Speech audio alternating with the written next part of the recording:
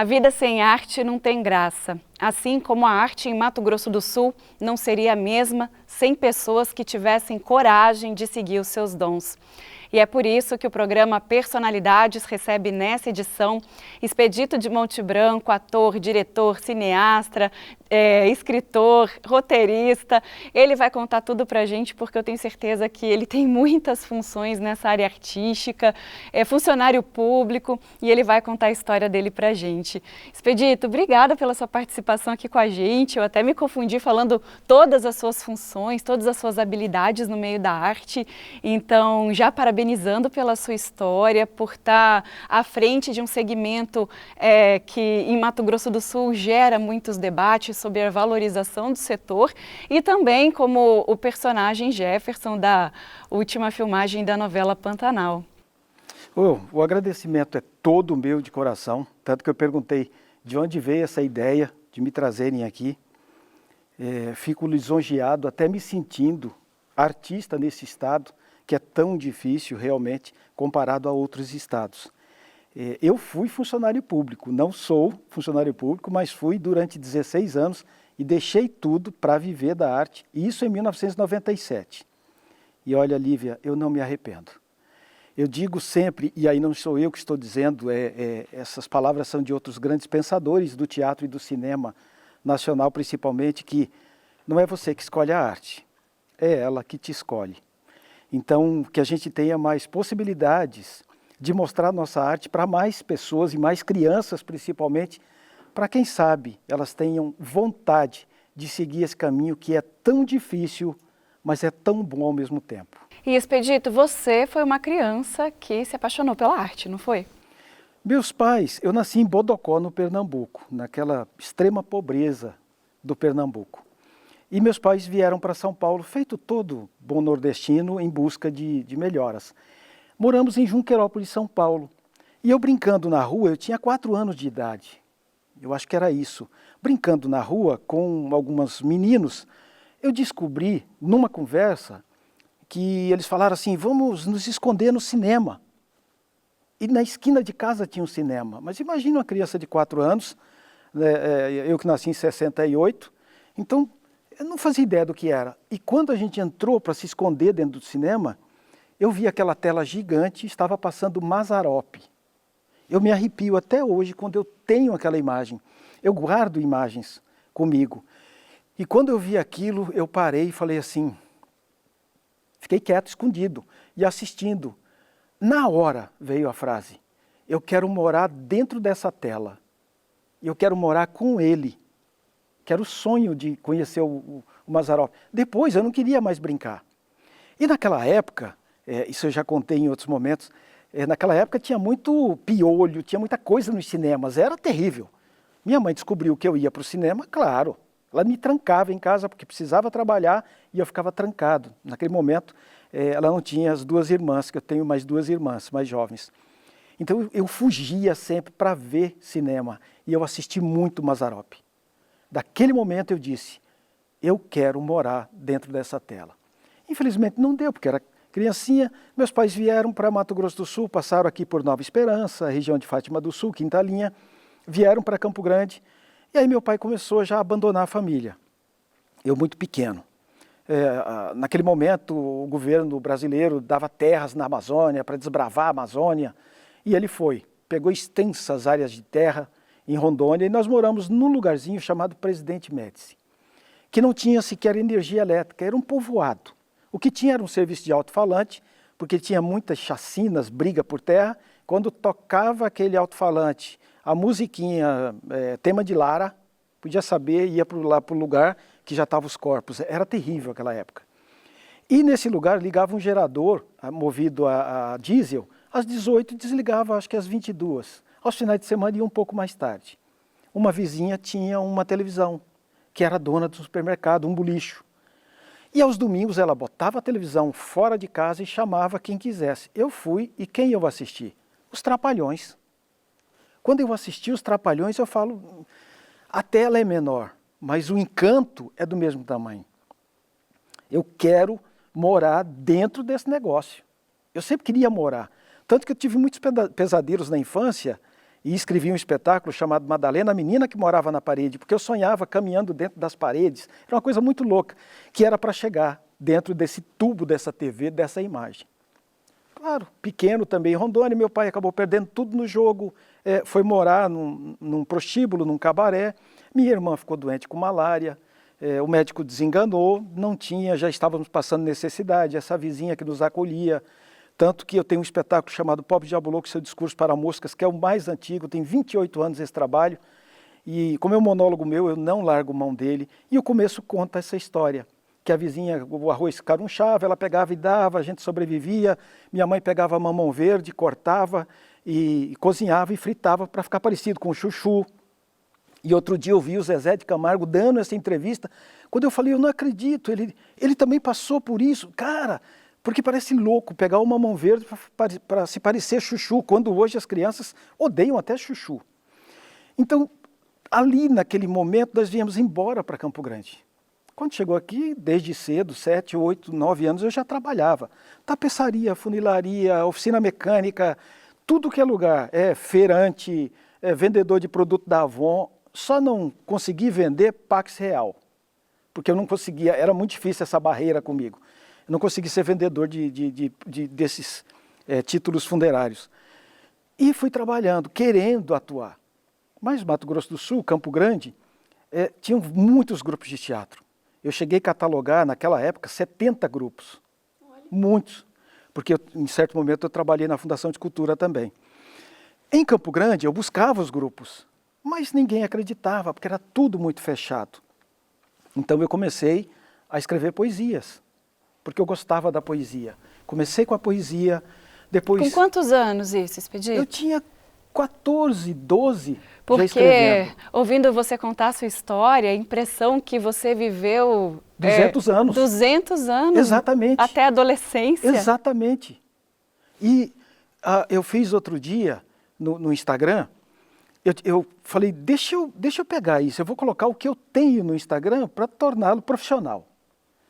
Uma vez que eu não sou bonito e não sei rebolar, e não sei fazer outras coisas, né? Eu falei, eu vou torná-lo profissional. E eu falei, não, tá aqui, ó, é verdade. Aí eu consegui provar com tudo, eu fui escaneando e postando por ano, sabe? Desde o começo da minha vivência artística. Não consigo provar no momento que a gente não tinha máquina fotográfica, porque parece que faz 100 anos que... Não, há 20 anos atrás, poucas pessoas tinham uma máquina fotográfica, um celular, era tudo mais difícil. E qual que é a sensação de ser visto, por exemplo, a gente vai continuar contando a tua história, mas eu quero vir mais para um tempo recente aqui da sua participação na novela Pantanal. Como é que é ser visto sob a perspectiva local de alguém que está participando de um projeto nacional? Você acha que isso muda também até o tratamento das pessoas contigo, uma vez que você está buscando não apenas recursos, mas lutando nessa área para ter um espaço, para poder mostrar o seu trabalho, para se manter firme nesse cenário como profissional? Eu acho que muda muito mais para a gente, mudou muito mais para mim, porque eu tenho um objetivo muito grande, que é ser, não sei se eu vou conseguir, mas tenho o desejo de ser reconhecido nacionalmente. E esse desejo não é aquele desejo de eu ficar sentado dentro de casa, não. Por isso que eu falei do Instagram, por isso que eu falei das plataformas, vou falar das plataformas de elenco agora, eu sou cadastrado em várias, eu não paro de trabalhar. Por isso que eu me tornei diretor, não foi por exibicionismo. Por isso que eu me tornei iluminador cênico e vivo dessas profissões. Tanto que a iluminação foi tomando, em determinado momento, tomando mais meu tempo do que a atuação. Eu falei, opa, calma, eu preciso pagar minhas contas, mas já estou com 50 e tantos anos, eu posso ter mais calma para me dedicar a isso. Quando eu consegui entrar na novela Pantanal, e aí, por incrível que pareça, ontem faleceu a Rosane Quintais, que foi quem me convidou, e eu fiquei muito triste, porque eu digo, caramba, no momento que eu conheci a mulher, ela se aposentou da emissora, e logo em seguida ela nos deixa. Uma pessoa que teve um olhar para mim. E quando veio a outra novela, Terra e Paixão, falei com ela de novo, ela falou, é difícil repetir, mas o teu nome está aqui, você mandou muito bem, tirou onda, é o que eles falam, o carioca fala muito isso. Então mudou muito mais para mim, porque eu acreditei que é possível. que eu preciso me preparar não só para o teatro, porque eu comecei no teatro em 95 e seguiu até 2000, quando eu fiz o primeiro curta-metragem. De lá para cá são 32 filmes, são 2 séries. Aí veio o remake da novela Pantanal. Mas eu não estou contente, porque tem algo dentro de mim que diz, eu quero ir muito longe e tento me preparar a todo momento para estar longe. Por exemplo, um momento bonito foi o da novela, foi quando eu atuei com o Nastergaile em 2008, um aprendizado fantástico. Quando eu saí daqui, fui para o Rio para fazer um teste para o Murro em Ponta de Faca. Cara, eu comprei as passagens de última hora, num valor absurdo, dinheiro que quase eu não tinha, era o momento de 2011. Eu falei, eu vou fazer o teste. Eu cheguei lá na casa do Paulo José, que foi a última direção teatral dele, passei. Aí ele me chamava Pernambucano do Mato Grosso. E aí, Pernambucano do Mato Grosso? Quando eu conheci, sei lá, numa feijoada na casa dele, foi um dia de festa, tanta gente do humor brasileiro, das novelas, atores, atrizes, ele falava, isso aqui é meu amigo pernambucano do Mato Grosso. Aí eu falei, qualquer pessoa pode conseguir. Qualquer ator, por mais distante que ele esteja do eixo Rio, São Paulo, Curitiba, que para mim são os polos, um pouco Goiânia para o teatro, dá para conseguir. Então a ida para a novela foi um aprendizado, porque me trataram da mesma forma que tratavam as grandes celebridades, digamos assim. Eu almocei junto com o Marcos Palmeira, com a turma ali, de igual para igual. Eu percebi que do lado de lá, pelo menos até hoje, das pessoas que eu conheci, existem humanos, mas que quando estão diante de uma câmera de televisão ou em cima do palco, parece que não é humano, se transforma numa entidade muito maior que a gente não consegue compreender. E aí dá o nosso desejo de chegar nesse nível. Pessoas que arrepiam, feito Fernanda Montenegro, quando eu fiz oficina com ela. Cacá Carvalho, Paula Altran. Essas pessoas, e várias que eu não tenho fotos, é porque não... Manuel de Barros, que eu tomei café umas 2, 3 vezes com o Manuel de Barros. Consegui a autorização dele para montar um espetáculo que não montei até hoje. Eu tenho todos os poemas, mas não montei porque eu falo, ainda me falta a responsabilidade. Vai chegar o momento disso. E essas pessoas arrepiam. Por que elas arrepiam? Porque elas têm, além de um talento, elas têm algo por dentro que é uma energia positiva, é algo que diz, esse é o lugar da arte. A arte é isso. E o teatro, eu acredito que te garante substância até para adquirir a experiência necessária para fazer essa atuação na televisão, tendo em vista que no palco você está vulnerável, você está ali ao vivo, não tem a chance de refilmar, de fazer de novo. Muitos pensadores dizem assim, um bom ator de teatro, ele vai ser um bom ator de televisão. Mas nem todo bom ator de televisão vai ser um bom ator de teatro. É justamente isso. O teatro você lida com o improvável. Hoje eu faço uma apresentação e eu falo sempre disso com relação, às vezes, até prêmios. Quando a gente recebe um prêmio num festival de teatro, você recebe esse prêmio hoje, por esse espetáculo, nessa apresentação, o júri são aquelas pessoas. Se amanhã ou algumas horas depois troca tudo, você já mudou, porque não está lacrado. A televisão, ela lacra. Gravou, está gravado, vamos editar. E aí você tem 100 anos para passar o que você fez. O teatro não, daqui a 10 minutos, essa entrevista que a gente está fazendo, se ela fosse daqui a 10 minutos, poderia e com certeza seria diferente. Eu já estaria mais velho, você também, a gente já teria dialogado mais. Cabe mais improviso. Cabe mais improviso. Então o teatro é a base, para mim é a base de tudo para um bom ator. Tanto que eu sou apaixonado pelo teatro. E a minha tristeza é Campo Grande não ter tantos teatros. Não surgir novos grupos de teatro. Compartilho da tua tristeza aqui. Porque a televisão, ela é um trabalho, eu vou usar essa palavra profissional, mas não é bem ela. E vou tentar explicar. O teatro não, ele é para a vida. Se você é um advogado e não quer enlouquecer mais cedo, vá fazer teatro. Porque você vai trabalhar com exercícios, você vai trabalhar com psicológico, vai trabalhar com o teu corpo, memorização, trabalho em coletivo. Se você é um professor e não quer pirar dentro da sala de aula, faça teatro.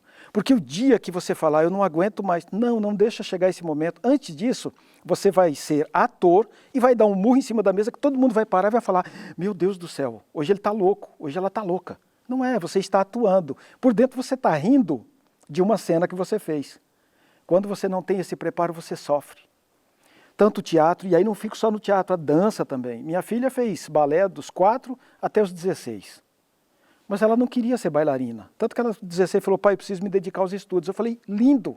Ah, eu achei que o senhor fosse ficar bravo. Não, eu te levei desde pequenininha porque eu queria que você fosse diferente. Diferente no sentido de entender, de interação em grupo, de aceitar que nem todas as nossas opiniões devem ser aceitas pelas outras pessoas, que o que eu falo não é a verdade absoluta, o que eu penso, as atitudes que eu tomo com relação ao outro, gente que eu não conheço, que às vezes passa 5 anos trabalhando ali, ensaiando juntos, depois sai, a pessoa vai embora, nunca mais fala com você. Essas relações humanas, elas estão dentro do teatro. E eu penso que a arte é uma boa forma de sublimação. Você começou contando a sua história pra gente, da família, e eu até ia te perguntar quem que te resgatou, né, desse ambiente que para uma criança era muito vulnerável. Eu acho que desde pequeno foi a arte. É por isso que alguns brincam assim, esse aí é um multiartista. Eu falo, não, outros falam, é um exibicionista, por fazer de tudo, ou quase tudo. Não, eu sou um apaixonado.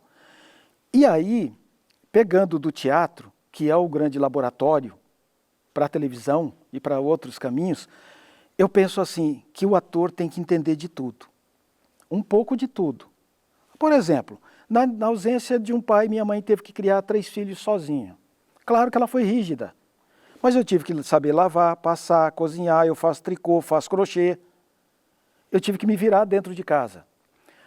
Tem coisas que a gente não podia pagar. Você vai fazer, vai cavar uma fossa, vai ajudar o pedreiro a erguer.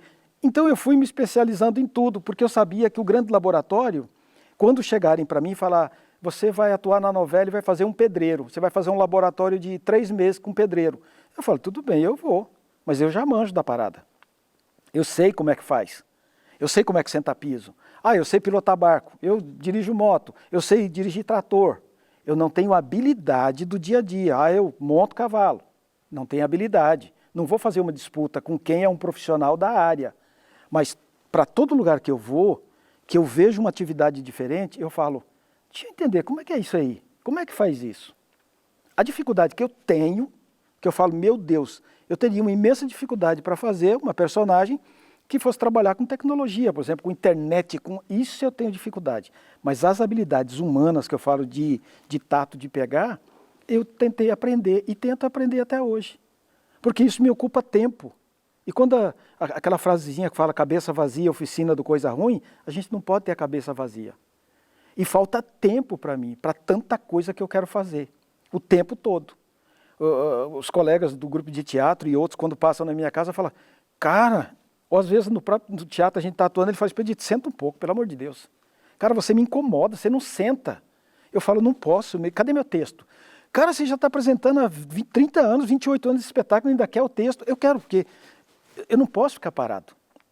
E isso é a arte. Ela ocupa a vida da gente, ela nos dá ideias, ela nos faz debater ou repensar o que a gente vai falar o tempo todo. E Expedito, como é que foi ocupar o teu espaço, conquistar, melhor dizendo, o seu espaço aqui na arte do Mato Grosso do Sul, aqui em Campo Grande? Como eu tinha começado a dizer, era muito difícil, né? Entrar nos grupos de teatro. Por isso que eu fui para a poesia, depois eu fui fazer pintura em óleo sobre tela. Deus sempre foi muito generoso comigo, eu acredito em Deus, no universo. E para quem não acredita em Deus, na figura, mas tem uma energia aí que nos molda, que nos conduz.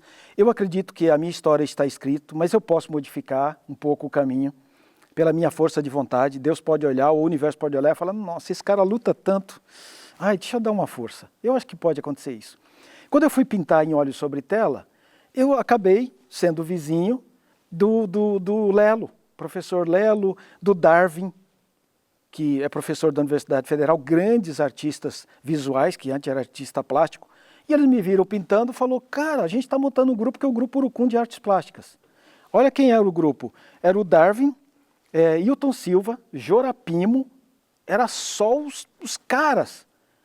Vamos, eu fiz umas pinturas, vamos expor no Rádio Clube Campo, levou minhas pinturas, vamos não sei o quê. Aí a Marilza Bissoli, que é dona do Mundo dos Quadros até hoje, naquela época, década de 80, aquela loucura da arte, da cultura pulsando em Campo Grande, sem lei de incentivo nenhuma, com poucos espaços ainda, a gente ia panfletar nas esquinas para divulgar nosso trabalho. Ah, eu vou montar uma galeria, Marchand de Tableau. Expedito, a cada 15 dias eu estava vendendo um quadro. E fui trabalhando, eu vou fazer escultura em madeira, adoro, eu vou levar esse toque, porque eu tenho que fazer uma escultura em determinado momento. Minha filha pegou Covid, eu fiquei muito preocupada, ela já casada, eu fiz uma escultura de uma garça, falei, sara logo para você levar. Ela veio, ficou linda, levou. É uma forma da gente também, porque é o nosso manual. Até que, e aí eu funcionário público, entrei na Mirim, fui o primeiro Mirim a ser empregado, em 83, porque eu trabalhava no posto Santa Maria, que é ao lado do Teatro Araciba Labanian, e a Rádio Cultura ficava em frente.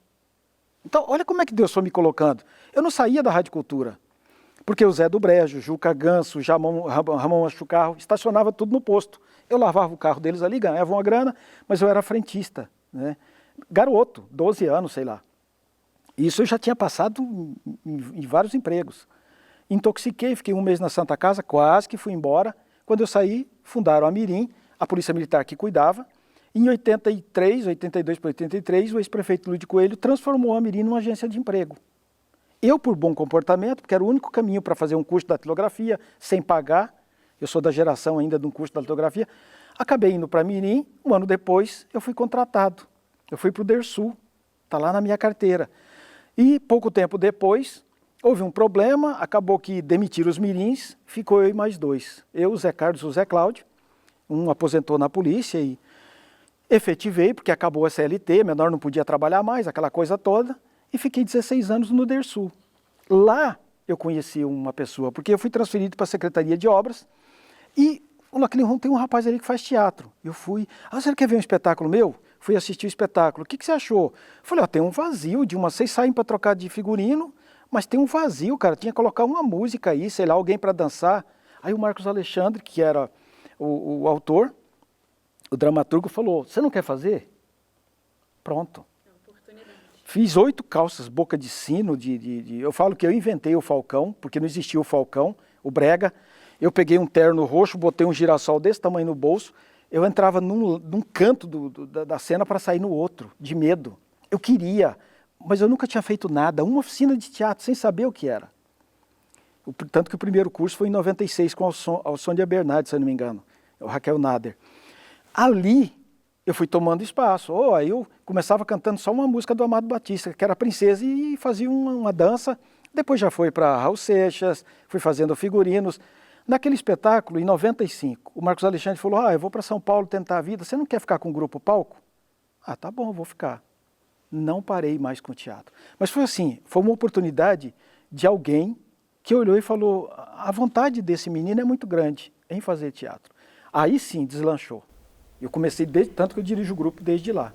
Bom, Expedito, a gente vai dar uma pausa aqui no nosso programa, nós vamos para um rápido intervalo, daqui a pouco o programa Personalidades volta para contar mais a história desse artista aqui que nós recebemos nessa edição do Personalidades. Nós já voltamos.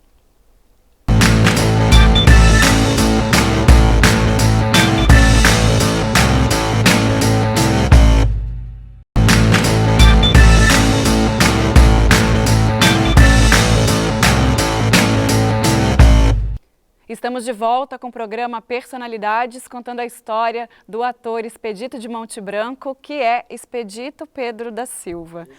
Eu sempre tive a curiosidade para saber como é que funciona essa questão do nome artístico. De onde vem a ideia, se é alguém de fora que sugere, porque muitos artistas assumem nomes artísticos para trabalharem. E como é que funcionou isso para você? Mais uma bênção de Deus, né? Do universo. Quando eu comecei com a pintura e com a poesia, tanto que eu tenho matérias de jornais desde 86, 88, cada colega chegava e falava, você tem cara de Expedito Silva.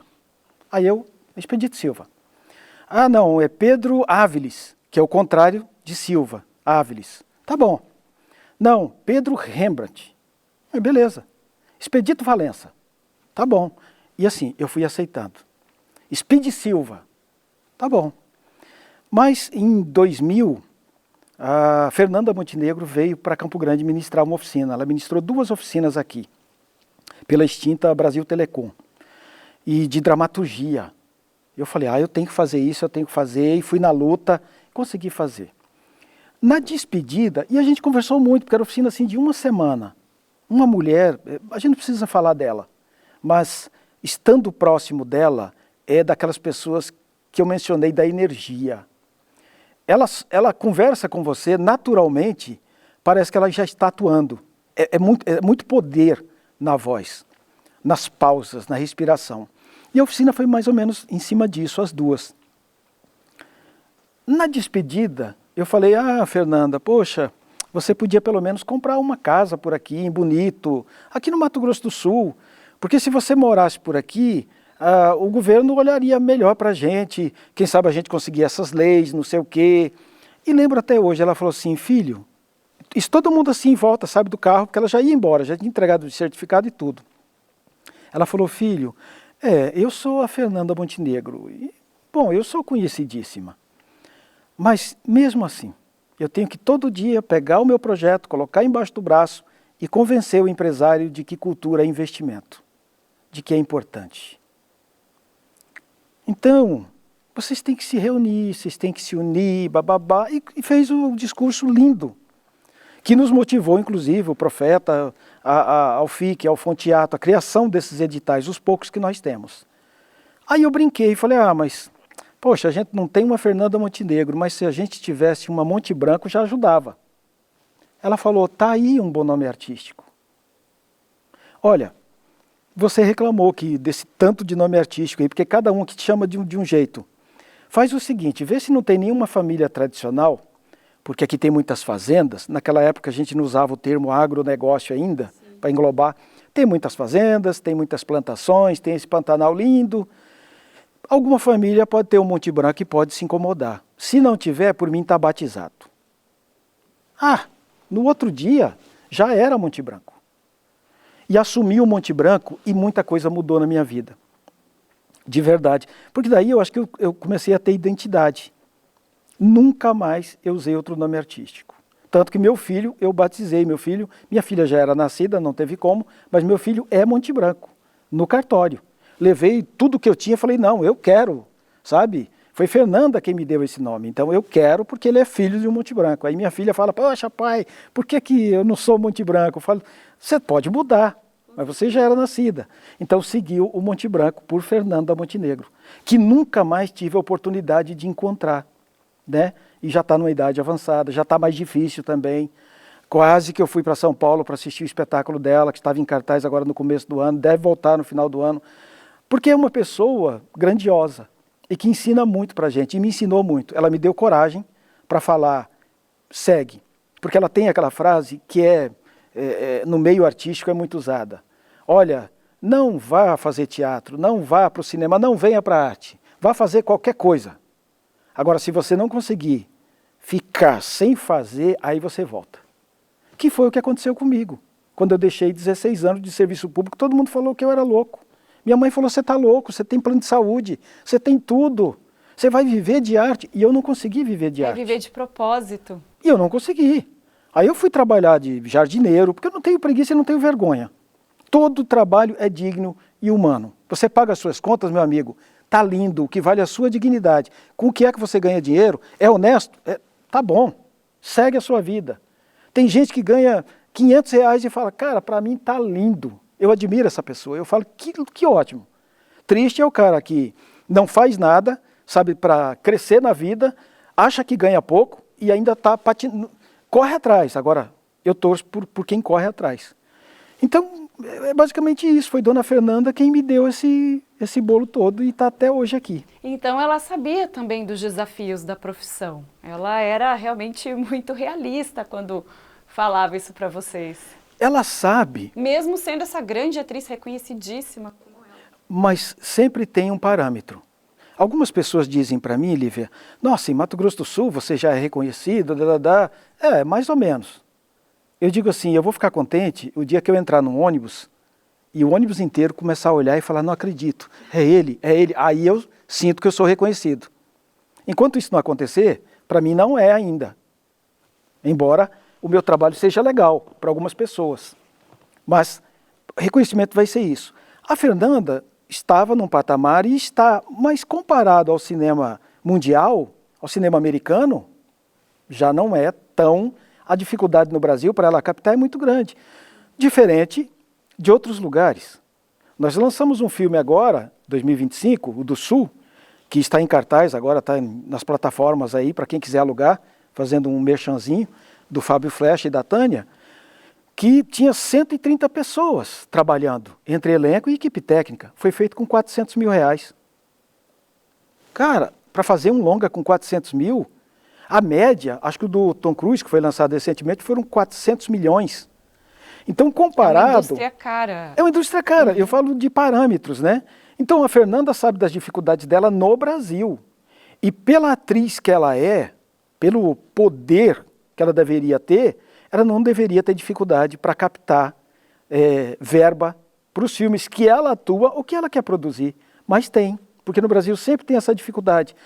E principalmente em Mato Grosso do Sul, eu falo que as pessoas não confiam na ideia. Elas confiam quando a coisa está pronta. Ah, agora eu entendi. Só que tirar da ideia e colocar em prática é muito mais caro. Depois que está pronto é mais fácil. E na sua participação na novela agora, no Pantanal, surgiu alguma ansiedade, algum medo, alguma questão interessante para compartilhar com a gente ali das gravações, ou até quando a novela foi ao ar? O meu medo é que minha cena não fosse ao ar. Foi o único. Porque o que aconteceu? Eu não fui convidado. Fui teoricamente convidado. Mas um ano atrás da novela começar a ser produzida, eu já comecei a me preparar buscando, porque até nisso a gente tem dificuldade. Quem é ou quem são os produtores? A gente não conseguia. Hoje nós já temos uma relação de produtores, por exemplo, da Rede Globo, da Record, das emissoras que produzem novela, vamos dizer assim. Mas naquele momento não tinha. Então eu até chegar e descobrir e dizer, olha, eu estou aqui no Mato Grosso do Sul, sou ator, porque não existe referência para o cinema ainda, na minha visão, do Mato Grosso do Sul para o Brasil. O Mato Grosso agora, eu não lembro o nome do diretor, venceu em Gramado. Então o Mato Grosso já, opa, quem que é esse cara do Mato Grosso que ganhou Gramado? Mato Grosso do Sul ainda não teve ainda esse despontamento. O do Sul foi o primeiro filme lançado em circuito nacional de cinema. O primeiro. Cara, mas olha, tanto tempo para chegar nisso, o que deveria ser mais simples. E um filme de boa qualidade, com baixo orçamento. Quer dizer, a gente está se oferecendo até para isso. Quando eu descobri o diretor, a produção, eu fui até que me enviaram os testes, eu fiz os testes, e depois a Rosane Quintais que me ligou, me mandou mensagem perguntando se eu podia atendê-la e dizendo, quero te convidar porque você está na novela. Então eu fui o primeiro a gravar. Só que a minha cena foi uma das últimas. Eu falei, meu Deus, meu Deus. E descobriram novos colegas por aqui. Tanto que em Terra e Paixão já tinha duas personagens, e a Rosane mesmo falou, mas são muito pequenos. Sim. Mas já tinha. Na Pantanal não tinha. E conversando ali, o pouco tempo que eu tive com a equipe técnica, falou, Expedita, que é muito difícil, não tem, eles falaram isso, não tem referência de atores para televisão, para cinema, em Mato Grosso do Sul. Então, quando as produções vêm de fora, é muito melhor eu já preparar todo mundo, seja no Rio ou São Paulo, e chegar com tudo pronto, do que chegar aqui e falar, mas e aí? O ator não rendeu, velho, ele é um ator de teatro. Porque tem essa separação de linguagem. E por que ainda em 2025, na sua opinião, a gente tem essas referências tão escassas? Tão difícil? Eu acho que é porque o nosso mercado ele é mais teatral. É mais isso. Embora não tenhamos tantos teatros. E é por isso que a gente está tentando sobreviver, circulando, quando vai para o interior, vai para uma praça, vai para um... não dá ainda para você montar um Shakespeare. Quanto eu gastaria para montar? Com 90 mil? Não dá. Eu vou acabar fazendo mal feito. O público vai assistir e vai falar, por isso que eu não venho, porque... E nem sempre, às vezes com pouco recurso, a gente consegue fazer coisas boas, mas não consegue mostrar. Quando nós temos, por exemplo, editais nossos do governo do estado, e sempre foi assim, e principalmente de uns tempos para cá, quando você tem um Festival América do Sul, Festival de Bonito, que você tem 10 grupos nacionais, 2 daqui de dança, 2 de teatro. Então a nossa fatia ela é muito pequena. Fernanda diz, até hoje, que o espetáculo, para ficar bom, ele tem que ser apresentado 100 vezes. Cara, para apresentar 100 vezes aqui, quanto tempo a gente leva? Não é um ano, não são 5 anos. Porque as oportunidades, são mais difíceis. Porque dependem muito também desse orçamento público. Do orçamento, como é que você viaja? Como é que você vai para, sei lá, qualquer cidade do interior, porque não tem teatro? Só tem Campo Grande e Dourados, que estava fechado o Teatro Municipal de Dourados, ficou fechado muitos anos, acho que está fechado ainda. As outras cidades você tem que apresentar num salão paroquial, o que não é ruim. E também nós aqui não temos essa cultura da rua. As pessoas não vão para a rua, elas não andam, não circulam muito, ficam Lívia, mais em lugares fechados. Mas não é só na rua.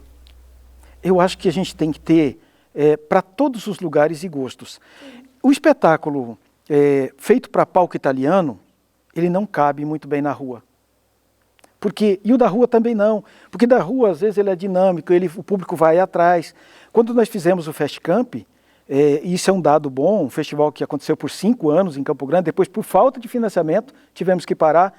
Teve um momento que a cidade virou um caos, o centro de Campo Grande virou um caos, porque nós trouxemos a Companhia Brava, se eu não estou enganado, que era um Don Quixote. E eles desciam de rapel nos prédios. Eles pegaram 20 mototáxis para carregar as noivas pelo centro da cidade. O Don Quixote lutava com a retroescavadeira na 15 de novembro. Depois veio um camburão da polícia, deu-lhe um cacete nele, sequestrou. Mas a polícia estava avisada, Corpo de Bombeiros, SAMU, nós tivemos que avisar todo mundo, porque as pessoas começaram a ligar, estão batendo num cara, tem uns loucos aqui, tem um dos espetáculos que mexeu com a cidade. Muito bom. Porque ele era dinâmico, ele era para a rua. Agora, tem espetáculo que não dá. É igual essa entrevista nossa, ela é feita para esse estúdio, para essa iluminação, para a gente se olhar, sabendo que tem uma equipe maravilhosa aqui nos acompanhando e cuidando da gente. Se entrar um gato aqui correndo atrás do outro, estragou tudo. A gente tem que parar e recomeçar a entrevista. Se a gente faz essa entrevista na Praça de Coelho, não será a mesma. Não tem essa penumbra de luz maravilhosa que só o estúdio tem. Como a gente preparou aqui. Então, cada coisa cabe no seu lugar. O que nós precisamos é de incentivo para os espetáculos de rua, de palco italiano, infantil, adulto, para as pessoas entenderem o que é uma tragicomédia, o que é o teatro do absurdo, e elas vão poder escolher. Eu gosto mais do absurdo, eu gosto mais do infantil, eu gosto mais da comédia, eu gosto da comédia pastelão, que é o que a gente viu na televisão por muito tempo, eu chamava um pouco pastelão em alguns programas, que eram legais, que era referência, que nos ajudou, porque eram gravados em teatros. Para mim já era grandioso aquilo. Agora, para o interior do estado, você tem que sair com o teu cenário, com os atores, hospedagem, alimentação, toda uma dinâmica. Tem que alugar um caminhão para levar um grid com iluminação. Eu falo que eu sou iluminador também. Então tudo isso é caro. Quanto está o litro do diesel? Para você fazer uma apresentação, sei lá, em Paranhos, para dizer que não gastou, você pode colocar 20 mil. Acaba sendo caro. Aí você vai cobrar um ingresso a quanto lá? Tem que ir uma pessoa uma semana antes para fazer a mídia, para as rádios, tudo gera custos, então acaba sendo caro. Cabe ao governo, às prefeituras, cumprirem o que eles prometem em época de eleição, que está dentro do regulamento. Que ele tem que dar arte, cultura, tem que dar saúde, educação, segurança, tudo aquilo. Então, eles têm que falar, quem não pode, a gente tem que proporcionar para que facilite os grupos para virem para cá. Da mesma coisa é a formação, que tem que vir profissionais dos grandes eixos para trabalhar com a gente e depois pegar quem está aqui para circular pelo interior. É uma cadeia.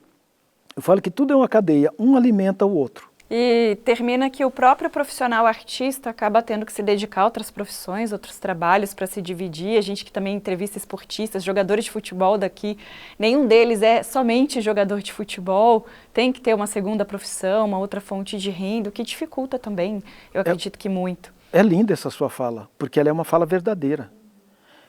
No grupo de teatro que eu dirijo, desde 95, não tem um deles que fala, eu vivo exclusivamente da atuação. Não. Um é professor de educação física, outro leciona na rede pública, e cada um está se virando. Outro tem um comércio, outro tem uma chácara. As pessoas fazem por paixão, por amor, no horário que tem. A sorte que nós temos é que nós somos adultos, nada contra os jovens. Então a gente também sabe o que quer. Se a gente está pela arte e para a arte, chegamos, meia hora de fofoca e vamos trabalhar, e aí 4 horas de ensaio, 5 horas de ensaio, rende, que é um absurdo, porque cada um sabe que saindo dali continua o seu compromisso. são todos pais, mães de família, todos compromissados com trabalho, com emprego, com tudo. Então a gente não está testando, é amor à profissão. Mas poucos, eu ainda digo que eu vivo da arte, por ser iluminador, por ser dramaturgo, cenógrafo, eu me viro. O que paga as minhas contas, graças a Deus, é a iluminação e a atuação. Mas se não tivesse a iluminação, viver só da atuação, não dá. Até porque o nosso mercado, financeiramente, quando você vai gravar um VT, não compensa. É baixo, é R$200, é R$150, você fala, meu Deus, só isso? É o nosso mercado. Por isso que eu falo, eu prefiro gravar 1 de 1000 por ano do que 10 de 100. Em 10 de 100, a chance de eu errar e fazer coisa feia é muito maior. Agora, chega um momento que a gente tem o mercado nacional, que é o que eu estou indo. Graças a Deus, pelo menos 1, 2 vezes por ano, eu estou gravando o filme fora, eu estou gravando com boas personalidades fora, mas assim, tudo graças às plataformas e as pessoas vão vendo o trabalho, porque o trabalho do interior do Brasil interessa também. Sim, aos grandes centros. Chega um momento que enjoa. E Expedito, então me conta essa questão das mídias sociais no impulsionamento do seu trabalho e essas viagens para fora, para estar mais em contato com esse cenário nacional. Tudo começa pelas plataformas, mostrando o seu trabalho. E quando a gente fala plataformas, o Instagram está aí. O Facebook, grandes produtores já falaram, não, a gente olha. Sabe por quê, Lívia? Uma pessoa, eu fiz inclusive essas oficinas online, até hoje, fiz ano passado, de 1h, 1h40, com produtores de novelas, alguns. E chegou um e me disse uma coisa muito interessante, falou, Expedito, dá eu sei que você é bem profissional, mas usa o Instagram, usa o Facebook mais para isso. Né? Só que você não está postando o seu dia a dia. Eu sei que você é iluminador, mas eu não vejo nada de iluminação. Aí eu falei, não, mas é que meu filho falou que não é bom misturar as coisas. Não, aquilo lá eu preciso te conhecer. Então nós estamos indo também para conhecer o que você faz nas horas vagas. Você adora cozinhar. Porque eu já vi algumas coisas. Tem que ter um lugarzinho lá, cozinhando no domingo. Sabe por quê? Bons atores nós temos no mundo todo. Ela me disse isso. No Brasil, então, e eu fico imaginando a quantidade de atores no Rio e São Paulo, que são os polos de teatro e de TV e cinema. Agora, atores que sejam legais, pessoas, e no mundo que nós estamos, o que ela me disse é que está valendo também o lado pessoal. Bons seres humanos. Bons seres humanos, que não vão me dar trabalho no set de filmagem, que não sejam egoístas, que sejam legais, que gostem de contar piada. Eu quero pessoas do bem. E a gente está fazendo isso. Porque fazer cinema é caro. Se eu tenho um idiota que chega, ele pode estragar todo o set. Então, além de ser bom, tem que ser humano, tem que ser legal. Eu falei, nossa, é verdade. Mostra as suas plantas, mostra esse lado. Então serve as plataformas para isso também. Porque quando você paga lá o OPA, um elenco digital, ele é muito profissional. São tuas fotos, teus vídeos e pronto. Não cabe espaço para você mostrar o seu lado humano. É o lado profissional. Tanto que as fotos são em estúdio, são não sei o quê. E ela me quebrou, ela falou, esquece um pouco esse negócio de estúdio. E ela me disse outra coisa. Isso não foi uma só, várias, porque a maioria são mulheres que, para mim, tem mais sensibilidade para mexer com a alma humana e por isso acho que são diretoras de elenco. Ela disse assim, o que a gente tem que tomar cuidado, principalmente, com a política, evidentemente, que a gente não pode estar postando, com a religião, isso não me interessa. Eu quero saber o teu lado humano, o teu lado sensível, o que você faz nas horas vagas, como é que você se diverte, o que é que você come, se você gosta de cozinhar, mostra um outro lado que eu não conheça, me surpreenda. Aí eu falei, cara, eu acho que é o caminho, é para isso que a gente tem que ir. Em todos os lugares a gente está precisando de mais humanidade, que na arte, para mim, é o lugar. Eu não sou melhor do que ninguém, mas eu me assusto quando eu encontro alguns colegas que são arrogantes, que são egoístas, porque tem uma frase que fala assim, que a arte modifica o mundo. E eu penso na hora, nossa, a arte não modificou nem essa pessoa. Como é que ela vai modificar o mundo? E é interessante, eu vou trazer um caso de uma figura que as pessoas conhecem muito, que é a Grazi Massafera. Sim. Hoje, depois de anos de carreira, já de televisão, ela contando o preconceito que ela sofreu quando estava começando. E assim, de atores muito também conhecidos e que talvez nós, enquanto telespectadores, espectadores, não esperávamos a atitude dessa pessoa, desse ator em relação a alguém que está começando na carreira. Porque quando alguém está em algum lugar, digamos assim, eu não vejo o outro atrapalhando. Eu acho que cada um tem o seu lugar no mundo. Né? Você, como é que se diz? Eu não quero ser... tem uma frase, eu não quero ser o primeiro, não quero ser o melhor. Eu não quero ser o melhor, eu quero estar melhor. Eu gosto muito dessa frase. Porque ser o melhor é muito estranho, porque nunca vai ser. Quando a gente chega aqui, a gente quer estar aí. Mas estar melhor, para mim já é tranquilo. Fazendo o que você gosta. Ganhe financeiramente bem ou não. Porque eu acho que em Mato Grosso do Sul, com o agronegócio, para ficar milionário, eu estou na profissão errada.